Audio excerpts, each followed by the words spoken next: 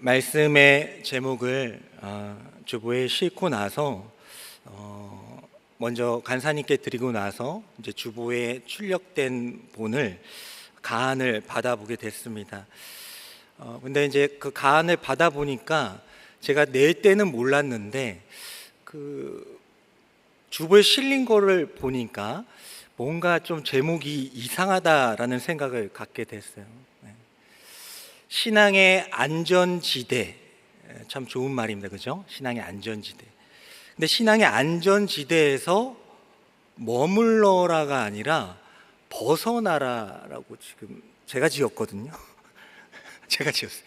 근데 제가 지었는데도 처음에 낼 때는 당당하게 냈는데 나중에 인쇄된 걸 보니까 가만 있어봐, 신앙의 안전지대에서 머무는 게 아니고 벗어나라고? 약간 뭔가 제 마음속에 혼동이 되기 시작하는 거예요. 그래서 이 말씀 요 부분만 보면 뭔가 오해가 있을 것 같아가지고 제가 이 말씀을 정하게 된 그 전문을 보여드리도록 하겠습니다. 전문은 이렇습니다. 전문은 이렇습니다. 제가 읽어드리면, 우리가 신앙의 안전지대라고 생각하는 그곳에서 벗어나야 합니다. 왜냐하면 이 세상에 그런 곳은 없기 때문입니다. 내가 그곳에만 있으면, 내가 그것만 하면 내 신앙은 안전할 거야, 내 믿음은 유지될 거야 라는 생각을 하고 살 때가 너무 많아요. 오랜 시간 신앙생활을 하다 보면 수만 번인가요? 수천 번의 예배를 드리게 되죠. 수만 번의 기도를 또 드리게 되고요. 헌금도 많이 하게 됩니다. 얼마만큼 기도를 잘해야 하나님이 기뻐하실까요? 얼마만큼 능숙하게 해야 하나님이 기뻐하실까요? 얼마나 많이 예배를 드려야 하나님이 기뻐하실까요? 얼마나 많은 헌금을 드리면 하나님께서 합격이라고 말씀하실까요? 오랜 시간 신앙생활을 하다 보니까 이 모든 것들이 하나님께서 우리에게 주신 은혜의 길인데, 그럼에도 불구하고 우리는 그 길을 걸어가면서 하나님의 은혜를 잃어버린 채 마치 습관처럼 하나의 패턴이 되어서 그 일을 반복하게 될 때가 종종 있다라는 것이죠. 1만 시간의 법칙이라는 용어를 잘 아실 겁니다. 뭐든지 10,000시간을 하게 되면 전문가가 된다는 것이죠. 전문가가 될 수가 있다는 겁니다. 하지만 우리가 그 논리를 잘 아는 것처럼 그 1만 시간을 다 채운다고 해서 과연 전문가가 되는 것인가? 근데 그것이 아니라는 것을 많은 경험을 통해서 경험하게 됩니다. 1만 시간을 채우는 것이 중요한 것이 아니라 그 시간을 어떻게 사용하느냐가 중요하다라는 것이죠. 우리의 신앙생활 가운데 능숙해지고 익숙해진 이러한 신앙의 생활, 이 생활에 대해서 오늘 하나님께서는 벗어나기를 원하신다라는 것입니다. 그래서 오늘의 말씀을 통하여서, 이 아브라함의 이야기를 통하여서, 그렇다면 신앙의 안전지대라고 생각하는 그 착각에서 벗어나기 위해서는 어떻게 우리가 나아가야 하는지를 오늘 말씀을 통하여서 확인할 수 있게 되기를 소망합니다. 제가 교회 온 지 이제 1년 9개월 정도가 됐거든요. 1년 9개월 정도가 됐습니다. 그래서 거의 2년 가까이가 됐는데, 최근에 그 몸무게의 앞자리가 바뀔 만한 그런 위기에 처하게 됐습니다. 어떻게 바뀌는지 몰라요. 내려갈지 올라갈지. 예상 너무 뻔해요. 뻔하면 안 되는데 아직 말씀 안 드려요. 몸무게 앞자리가 바뀔 만한 처지에 놓이게 됐습니다. 물론 사랑을 많이 받고 저도 게을러져서 그런지 모르겠지만은 몸무게 그래서 이제 제가 결단을 했죠. 이대로는 안 된다. 그렇잖아요. 사람이 0.1톤을 넘어가게 되면은 상당히 어려워지잖아요. 그래서 그건 안 된다. 그래서 이 순간 이런 생각도 했어요. 차라리 한번 넘기고 나서 한번 빼볼까? 한번 인생에 한번 그런 경험, 100km 한번 찍어보는 것도 괜찮잖아요. 한 번쯤은. 물론 이제 뭐 넘어도 괜찮지만. 그래서 고민하다가 그건 아니다. 그리고 옷이 맞지 않아요. 무엇보다 옷이 맞지 않아서 안 되겠다 해가지고 결단을 했습니다. 그래서 너나드리부 제가 예배를 하는데 제가 헬스를 다니겠다고 결단을 했어요. 선포를 하게 된 거죠. 그리고 나서 이제 3개월이 지났어요. 3개월이 지났어요. 제가 결단을 하면은 뺄 수 있을 거라고 생각했거든요. 내가 의지를, 왜냐하면 그런 경력이 있으니까. 없던 게 아닙니다. 제가 체육 하려고 했던 거 기억나실지 모르겠는데, 제 운동이, 제 몸이 먹으면 막 찌지만은 또 빼면 싹 빠지거든요. 그래가지고 그런 경력이 많이 있으니까 헬스장 끊었으니까 이제 끝났다. 그래서 열심히 했어요. 우리 박준범 목사님이랑 열심히 막 아침에 막 새벽에 막 힘든데 예배 드리고 막 기도하다가 이제 가가지고 막 했어요. 그래서 이제 뭔가 좀 빠지기 시작했습니다. 근데 뭐가 찾아옵니까? 위기가 찾아오는데 그 위기가 뭐예요? 휴가가 찾아온 거예요. 휴가 안 줬으면 좋겠어요.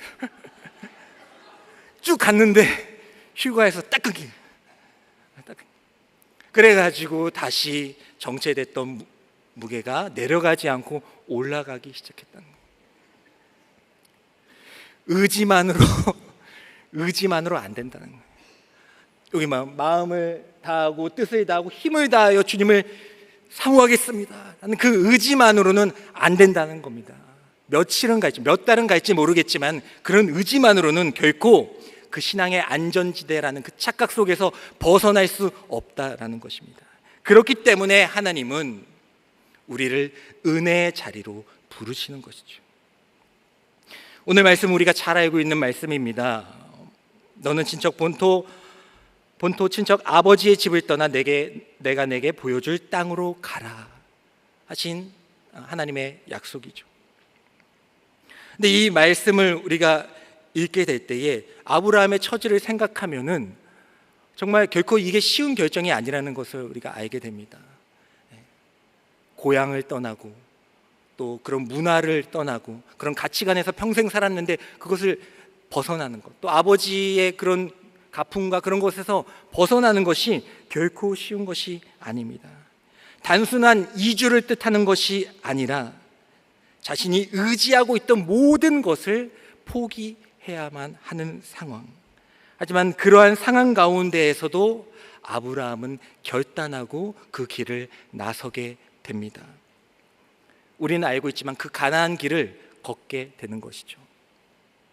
하지만 아브라함의 이 가나안 길은요, 이 아브라함이 처음부터 시작한 건 아니에요. 그 시작은 아브라함이 아닙니다. 11장에 보게 되면은 아브라함의 아버지가 데라거든요. 그 데라가 가나안 행을 먼저 택하게 됩니다.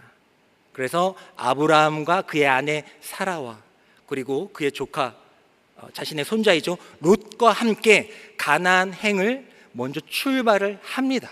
그리고 나서 이제 아브라함이 같이 따라가게 되는 거예요. 데라는 많은 사람들이 추측하기로 정확하게 알 수는 없지만은 우상을 숭배하는 그런 아버지였습니다. 어떤 학자들은 우상에 대한 조각가였다, 우상의 그런 형상을 만드는 조각가였다라고도 이야기를 합니다. 어쨌든 간에 이 데라는 하나님에 대한 믿음이 없었던 것으로 보입니다. 하지만 그는 가나안 행을 떠나게 됩니다. 그리고 아브라함과 사라와 롯도 함께 떠나게 되죠. 근데 문제는 이 데라가 가나안 행을 가다가 그 중간에 하란에서 멈춰섰다는 거예요. 이 세상의 안전한 곳, 이 세상에 나를 붙잡아 줄 곳을 위해서 떠나가다가 하란이라는 도시, 꽤 괜찮은 도시에서 멈춰섰다라는 겁니다. 그것은 데라 입장에서는, 하나님 믿지 않는 데라 입장에서는 그곳이 조금 더 가나안보다 번성하고 또 발전된 도시인 그 하란이 더 자신의 삶을 풍요롭게 하고 안전하게 지켜줄 거라 생각했기 때문입니다. 그리고 거기서 60년을 살아가다가 죽게 됩니다. 하지만 그의 아들 아브라함은 데라를 따라 출발하긴 했지만은 그 하란에서 멈추지 않았다는 거죠. 오늘의 이 말씀을 하나님께서 아브라함의 귓가에 들려줬을 때에 아브라함은 계속해서 전진해 나갔다는 겁니다. 왜요? 하란이 아니다, 나의 삶의 안전지대는 하란이 아니다. 이 세상에 어떤 것이 아니다라는 것을 그는 알고 있었기 때문입니다. 그래서 창세기 12장 4절에 보면 이렇게 기록하고 있죠. 이에 아브라함이 여호와의 말씀을 따라갔고, 데라를 따라간 것이 아니라 그는 하나님의 말씀을 따라 계속해서 전진해 나갔다라는 것입니다. 우리들에게도 데라와 같이 의지하고 싶은 것들이 너무나도 많이 있습니다. 이 세상에 어떤 것들을 의지하면서 하나님을 믿으려고 해요. 그것을 의지하면서 신앙생활을 합니다. 그것을 의지하면서 찬양도 하고 예배도 드리고 기도도 합니다. 하나님을 전적으로 의지하는 것이 아니라, 하나님의 말씀대로 따라 살아가는 것이 아니라 두 주인을 섬기며 살아갈 때가 너무나도 많다라는 것이죠. 그래서 하나님께서는 그런 연약한 우리의 모습을 보실 때마다 부르시는 겁니다. 건져내시는 겁니다. 이끌어내시는 겁니다. 그래서 사도행전에 보게 되면요, 이 아브라함에 대해서 이렇게 기록합니다. 그를 옮기었다라고 기록하고 있어요. 이 아브라함이 갈대아 우르에서 떠나는 그 장면을 하나님께서 그를 옮기었다라고 기록하고 있어요. 그리고 여호수아에서는 똑같은 장면을 하나님께서는 그를 이끌어내셨다라고 기록하고 있습니다. 이 세상을 의지하면서 하나님을 믿는 그 신앙의 생활, 하나님께서는 그걸 두고 보지 않는다라는 것입니다. 다행히 아브라함은 하나님의 말씀을 따라갔습니다. 아버지의 가치관을 따라간 것이 아니라 하나님의 말씀을 따라 이동하게 되었습니다. 그리고 마침내 가나안 땅에 도착하게 되었어요. 그런데 그곳에서 아브라함을 기다리고 있던 것은 바로 가나안 족속과 기근이었습니다. 말씀을 따라갔으면 가나안 족속이 없어야죠. 기근이 없어요. 풍요는 그렇다 치고 기근은 없어야죠. 말씀을 따라갔잖아요. 우리가 하나님 말씀을 따라가면 왠지 그런 것들이 이루어지고 성취될 것 같은 느낌과 마음을 가지고 믿을 때가 많이 있지 않습니까? 하지만 하나님께서는 그런 생각을 보란듯이 깨트린 겁니다. 하나님의 말씀을 아브라함이 따라갔음에도 불구하고 그를 기다리고 있던 건 가나안 족속과 기근이었습니다. 기근이 일어나자 어쩔 수 없이 아브라함은 애굽으로 떠나게 됩니다. 가나안 땅에 겨우 도착했는데 애굽으로 갈 수밖에 없는 거예요. 먹을 것이 없으니까 애굽으로 가게 됩니다. 그리고 애굽으로 가는 길에 사라에게 얘기를 합니다. 이제 애굽에 가게 되면은 여러 사람들을 만날 거고 또 왕도 만날 수가 있는데 당신은 너무나 아름답다. 당신은 너무나 아름답기 때문에 당신을 나의 누이 동생이라고 하자라고 하고 애굽으로 들어갑니다. 아니나 다를까 사라의 미모를 알아본 그 바로 왕은, 애굽의 왕은 사라를 아브라함에게 재물, 양과 염소를 주고 사라를 얻게 됩니다. 하나님께서 아브라함과 사라에게 계획하신 것들이 있는데 그들을 불러내서 하나님의 구원의 계획 가운데 불러내셨는데 아주 위기가 찾아온 거예요. 그때에 하나님께서 역사하시게 됩니다. 아브라함은 어떻게 할 수가 없잖아요. 그때 하나님께서 역사하십니다. 그 12장 17절에 보면 이렇게 기록하고 있죠. 바로와 그 집에 큰 재앙을 내리신지라. 먹을 것이 없어서 아브라함이 애굽으로 갔습니다. 그리고 애굽에서 바로 왕의 어떻게 보면 인질이 잡힌 거죠. 인질이 된 거죠. 인질의 삶이 된 거죠. 근데 그때에 하나님께서 역사하셔서 그 바로 왕에게 재앙을 내리셨습니다. 그리고 하나님의 재앙이 내리자 바로 왕은 아브라함을 모든 소유와 사라와 함께 내보내게 됩니다. 어디서 많이 본 그림 아니에요? 뭐예요? 세 글자로 출애굽.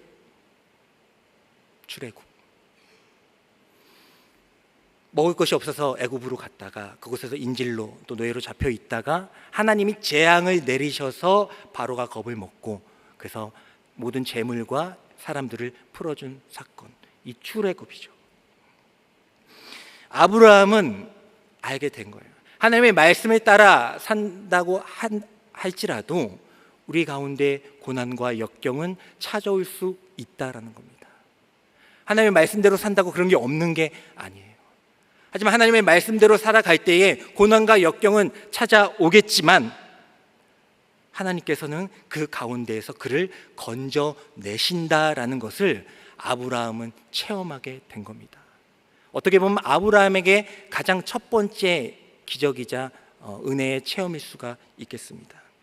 그래서 그 뒤에 보게 되면요, 15장에 보게 되면 아브라함이 하나님께 축복을 받을 때에 하나님께서 아브라함에게 이렇게 얘기합니다. 너의 후손들은 이방인들의 객이 될 것이다. 노예가 될 것이다. 그들의 괴롭힘을 400년 동안 당하게 될 것이다 라는 이야기를 듣게 됩니다. 이게 축복인 것 같으면서도 약간 저주 비슷한 것 아닙니까? 하지만 아브라함은 그 이야기를 들었을 때도 믿음이 흔들리지 않았을 거예요. 왜요? 본인이 이미 그게 출애굽을 얘기하는 거잖아요. 이미 본인이 출애굽을 경험했기 때문입니다. 우리의 신앙생활 가운데 많은 것들을 예배도 드리고 기도도 하고 말씀도 읽고 말씀도 전하고 많은 것들을 합니다. 하지만 그 가운데에서 이 하나님의 은혜를 경험하는 것이 없으면요, 공허해질 수가 있다는 거예요. 그래서 우리는 계속해서 하나님의 말씀을 따라 살면서 하나님의 은혜를 경험해야 됩니다.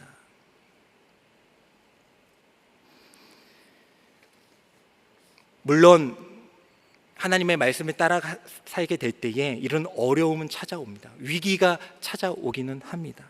하지만 그 하나님의 말씀을 따라 사는 길에 그 고난과 영광이 함께 한다는 것을 우리는 기억해야 합니다.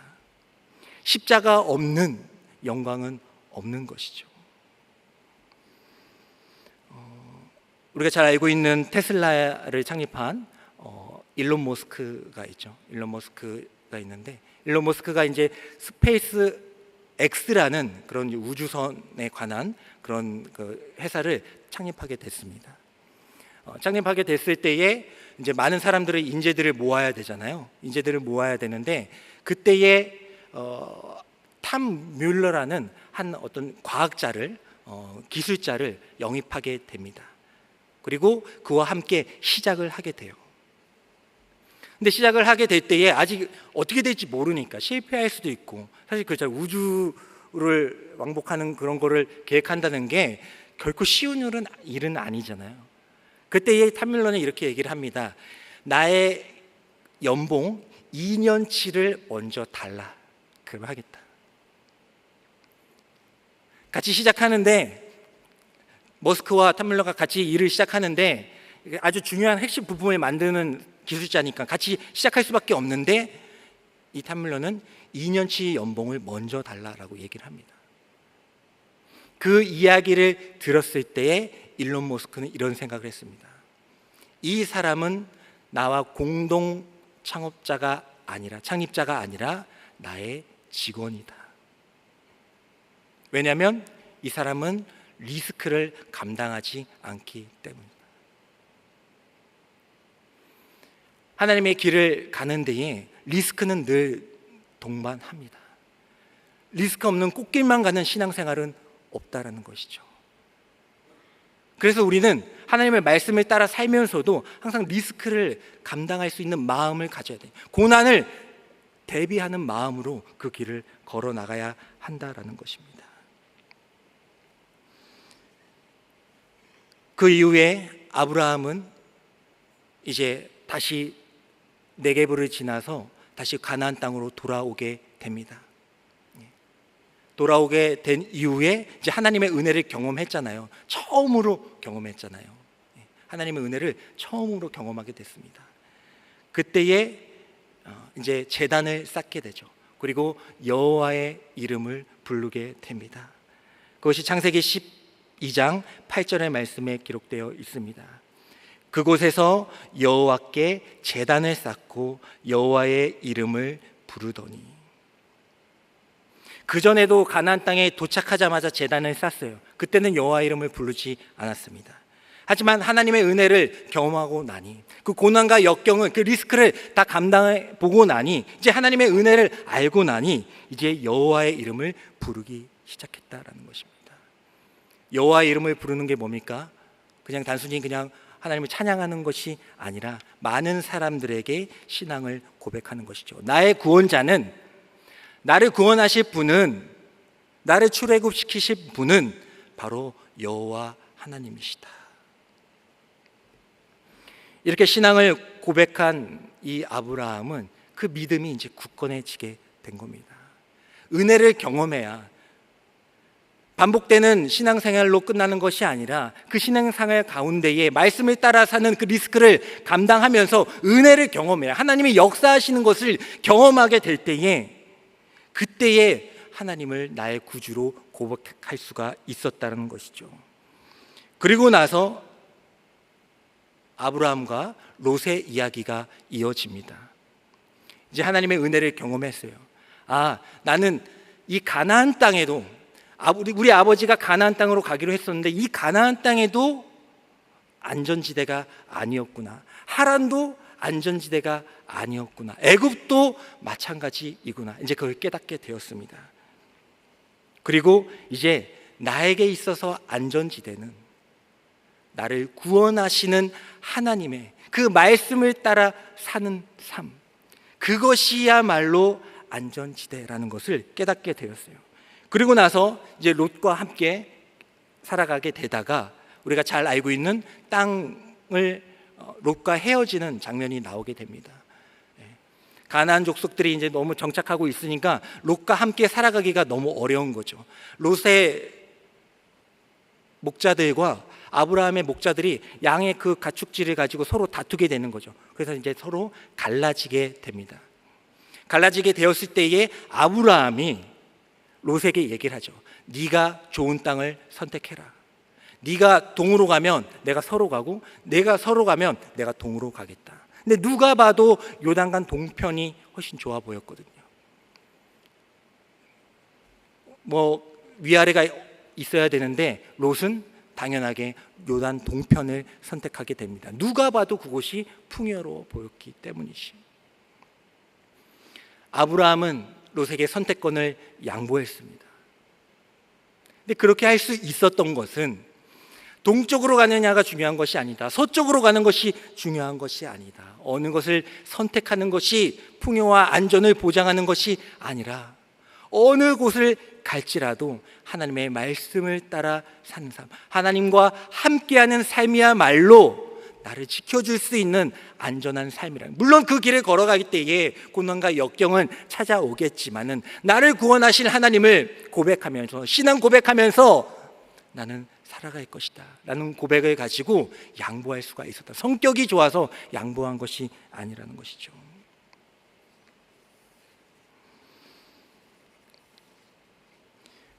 우리가 가는 모든 길 가운데에서는 하나님께서 이렇게 우리를 부르시고 건져내십니다.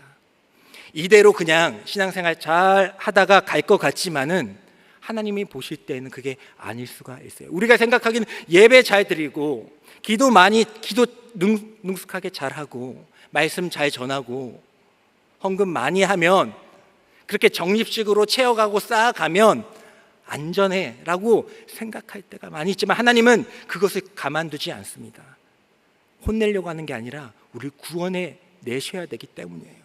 그래서 우리를 부르시는 겁니다. 그래서 우리를 흔드시는 거예요. 왜냐하면 그렇게 안 하면 계속 고착화하고 화석화되어서 그 자리에 있기 때문입니다. 그래서 예수님은 여호와의 이름을 부르기를 원하시는 거예요. 여호와의 이름을 부른다는 것은 여호와는 나의 구원자 되신다, 여호와는 나의 구원자 되신다, 두 글자로 해서 예수라고 하는 겁니다. 예수님을 그래서 보내신 겁니다. 우리가 구약의 율법을 잘 지키고 하나님의 마음을 잘 알아서 늘 정말 신앙생활 가운데 그렇게 고착화되고 화석화되지 않았더라면 예수님이 오시지 않았겠죠. 하지만 그렇게 안 되거든요. 우리의 본성이 계속해서 그렇게 만들 거거든요. 그래서 예수님을 보내신 거예요. 여호와는 구원자이시다라는 것을 고백해라. 우리의 인생 가운데 여러분들을 하나님께서 부르시게 될 때에 그 부르심에 응답하여 떠날 수 있기를 소망합니다. 우리의 신앙생활 다시 한번 완전히 재점검하셔야 합니다. 내가 이 신앙생활 하면서 정말 하나님의 은혜를 경험하고 있는가? 연애랑 수영 같은 운동들을 책으로 배우는 거 아니잖아요. 성경 많이 읽는다고 하나님의 은혜 경험하는 것 아닙니다. 물론 그 말씀을 읽을 때 은혜가 있지만 많이 읽는다고 그것이 보장하는 것은 아니에요. 그 말씀을 읽을 때에 그 하나님의 은혜를 경험하게 됩니다. 말씀에 따라 조그만 것이라도 순종하며 나아갈 때에 분명히 내게 어려움은 찾아오고 불이익이 있을지라도, 분명히 내가 말씀을 따라 순종하려고 할 때에 이 사회는 나를 욕하고 비난하고 나를 가만두지 않을 거야 라는 그 생각이, 그 리스크가 있을지라도 하나님의 말씀을 따라 살아가게 될 때에 얻어지는 그 은혜, 나를 구원하시는 그 하나님을 만나는 그 은혜, 그 은혜를 경험할 때, 그것이 간증으로 쌓여지게 될 때에 하나님께서는 그를 구원해 내실 수가 있다라는 겁니다. 개인적으로 간증을 좋아하지는 않습니다. 간증이라는 것이 왜곡될 수가 있기 때문에 간증을 좋아하진 않아요. 하지만 오늘 말씀에 근거해서 여러분들에게 소망하는 것은 작은 간증이라도, 작은 간증거리라도 하나님의 은혜를 경험할 수 있게 되기를 간절히 소망합니다.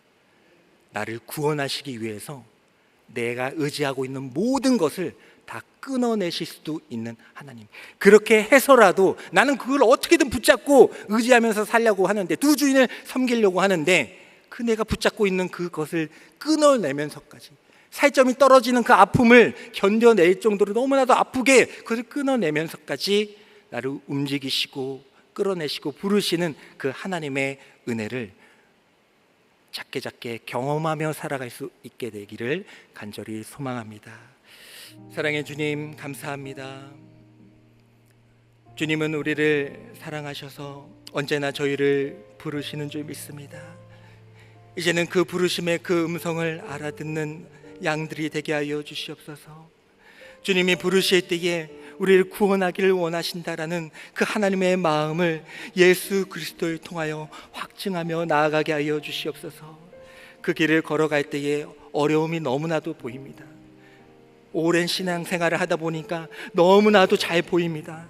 그래서 망설일 때가 있고 외면할 때가 있고 멈춰설 때가 있고 주저앉을 때가 있지만은 그 연약한 모습 못 찾아 지켜보고 계시는 주님, 포기하지 아니하시고 다른 것으로 바꾸지 아니하시고 끝까지 우리의 부르시면서, 우리의 이름을 부르시면서 기다리시는 그 주님을, 그 주님의 손을 붙잡고 이제는 그 바다를 걸어나갈 수 있는 저희들이 되게 하여 주시옵소서. 주님의 손을 붙잡고 구원하시는 주님과 함께 걸어가게 될 때에 그 바다는 반석이 되고 또 갈라져 마른 땅이 될 줄 믿습니다. 주님께서 우리와 함께하여 주시옵소서. 그것이 가장 내 신앙의 안전지대임을, 어디가 됐든 주님과 함께하는 곳이 안전지대임을 고백하며 살아갈 수 있는 저희들이 되게 하여 주시옵소서. 이 모든 말씀 예수님의 이름으로 기도드리옵나이다. 아멘. 지금은 물 위에서 우리를 부르시는 예수 그리스도의 은혜와 돌아온 탕자를 버리지 아니하시고 여전히 기다리시는 하나님 아버지의 사랑과 또 넘어지고 실수하기에 뻔하지만 그래도 성령님을 의지하며 하나님의 말씀대로 살아가게 감화교통 도와주시는 성령님의 역사하심이 이 자리에서 예배드리고 있는 모든 성도들의 머리 위에 그들의 가정과 일터와 구문에 나간 모든 귀한 백성들 위에 지금부터 영원까지 함께하여 주시기를 간절히 축원하옵나이다. 아멘.